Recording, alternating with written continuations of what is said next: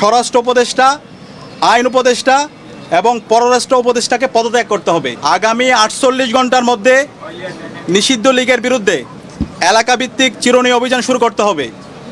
নিষিদ্ধ ঘোষিত সংগঠনের বিভিন্ন স্তরের সকল সন্ত্রাসীদেরকে গ্রেপ্তার করতে হবে। আমাদের 1 নম্বর দাবি, আমাদের ভাই উসমান হাদির উপর গুলিবর্ষণের সঙ্গে জড়িত প্রত্যক্ষ হামলাকারী, পরিকল্পনাকারী ও সহায়তাকারী সকল সন্ত্রাসীদেরকে গ্রেপ্তার করতে হবে। গোয়েন্দা সংস্থাসহ রাষ্ট্রের সকল সংশ্লিষ্ট অর্গানকে দ্রুত জবাবদিহির আওতায় নিয়ে আসতে হবে এবং যাদের গাফলতি প্রমাণিত হবে তাদের বিচারের মুখোমুখি করতে হবে। একই সঙ্গে যারা এই হামলাকে সমর্থন জুগিয়েছে, হাদি ভাই এবং জুলাই বিপ্লবীদের হত্যাযোগ্য করে তুলেছে, সেই কালচারাল ফেসিস্টদেরকে সামাজিকভাবে বয়কট করতে হবে। এইসব ব্যবস্থা অনতিবিলম্বে দৃশ্যমান করতে হবে। 2 নম্বর দাবি, আগামী 48 ঘন্টার মধ্যে নিষিদ্ধ লীগের বিরুদ্ধে এলাকাভিত্তিক চিরুনি অভিযান শুরু করতে হবে। নিষিদ্ধ ঘোষিত সংগঠনের বিভিন্ন স্তরের সকল সন্ত্রাসীদেরকে গ্রেপ্তার করতে হবে এবং সব ধরনের অবৈধ অস্ত্র উদ্ধার করতে হবে।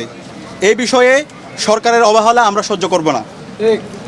3 নম্বর দাবি, ভারতীয় আধিপত্যবাদের বিরুদ্ধে প্রথম ও অপরিহার্য পদক্ষেপ হিসেবে খুনি হাসিনাকে দেশে ফিরিয়ে এনে তার বিরুদ্ধে মানবতা বিরোধী অপরাধে প্রদত্ত রায় কার্যকর করতে হবে।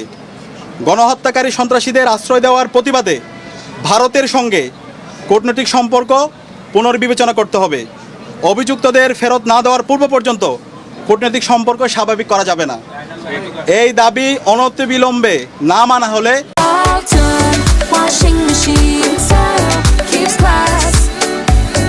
এবং আইন শৃঙ্খলা পরিস্থিতি দৃশ্যমান পরিবর্তন না দেখাতে পারলে স্বরাষ্ট্র উপদেষ্টা, আইন উপদেষ্টা এবং পররাষ্ট্র উপদেষ্টাকে পদত্যাগ করতে হবে।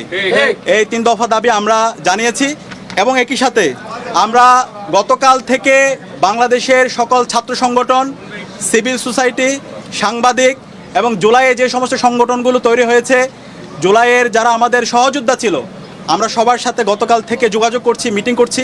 ছাত্রদল, ছাত্র শিবির, ইন্ডিপেন্ডেন্ট অ্যাক্টিভিস্ট এবং বামপন্থী সংগঠন, ইসলামিক সংগঠন এবং সব ধরনের নাগরিক, ছাত্র এবং নাগরিকদের সাথে আমরা যোগাযোগ করেছি।